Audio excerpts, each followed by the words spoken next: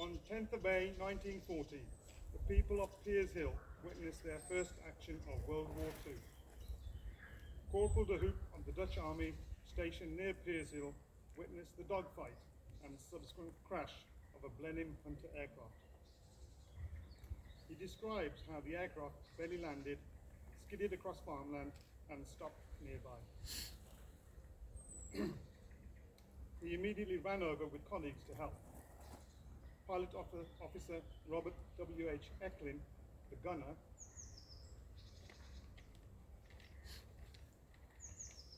already dead. Attempts to retrieve his body failed as it was beaten back by intense heat and flames that had engulfed the aircraft. Flying officer Hugh Rowe, the pilot, was pulled out alive but severely burned. A car was commandeered and he was taken to a dressing station at Oud-Beiland. It was here that he was visited by pilot officers Haynes and Kramer following their escape from the Blenheim that ditched in the sea at Overflaky Island. Due to the severity of Rowe's injuries, he was unable to join Haynes and Kramer in leaving the country. As the conflict escalated, he was transported by civilian ambulance to the Rotterdam Ziekenhuis. Rowe survived, but unfortunately the hospital fell to the Germans, and he was later moved to a POW camp. Echlin was buried with full military honours by the Dutch Army in the Dutch Reformed Church here at Piershil. It remains the only war grave in the cemetery and is fiercely protected by the villagers to this day. Some years ago, the Commonwealth War Graves Commission offered to move the grave of Echlin to a war cemetery, but the village declined, saying he was theirs, and they would continue to care for him. So here he stays. He is ours, he is yours for eternity.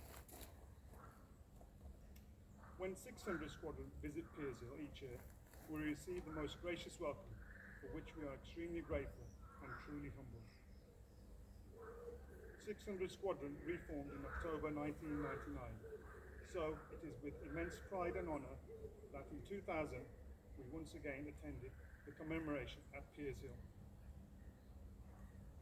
We formed up outside the village hall, and our path to the cemetery was lined with villagers who had stopped work and left their classrooms. As we halted and turned into line in the cemetery, the space behind us had been filled with people of Piershil who were standing in silence, remembrance and thanksgiving with us. A reception in the town hall was attended along with the local community. Towards the end of the speeches, a young man took the microphone and said to his grandfather that his grandfather wanted to speak to us. He would speak in Dutch, and his grandson would translate. It gradually became apparent that this man was one of those who had gone to the rescue of Hugh Rowe and Bob Echlin that day. He had helped to get Rowe out of the aircraft and to safety. The main reason he wanted to speak to us that day was to apologise for not being able to retrieve Bob Echlin's body. He had carried the guilt for 60 years. The emotion in the room was palpable. He wondered what had become of the pilot and was delighted to hear that the news that Rowe survived the war, returned to England after spending time as a POW and lived a long life. We sincerely appreciate the friendship and kindness extended to 600 Squadron by the people of Piershil. Your continued care for our squadron and the grave of our airmen is deeply valued.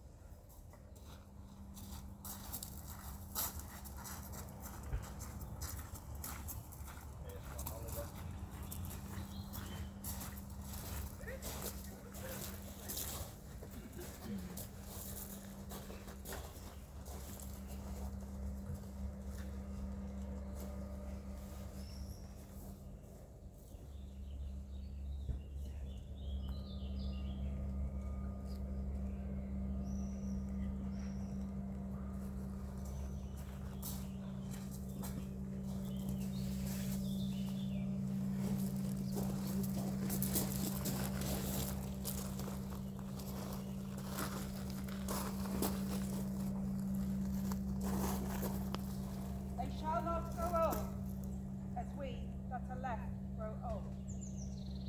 Age shall not weary them, nor the years condemn. At the going down of the sun and in the morning, we will remember them.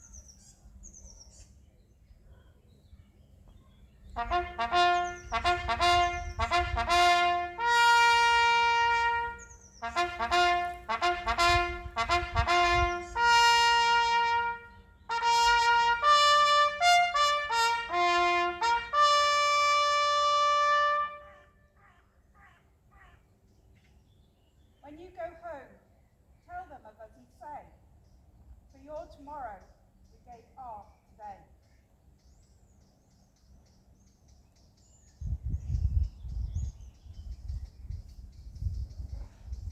Fall out.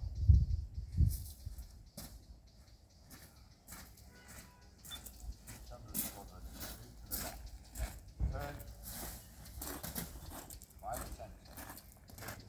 March.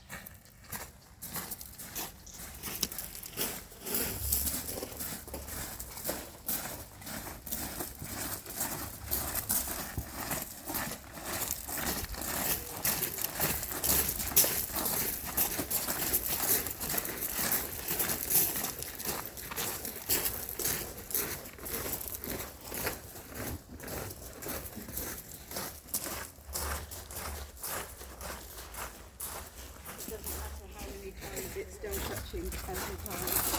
Especially when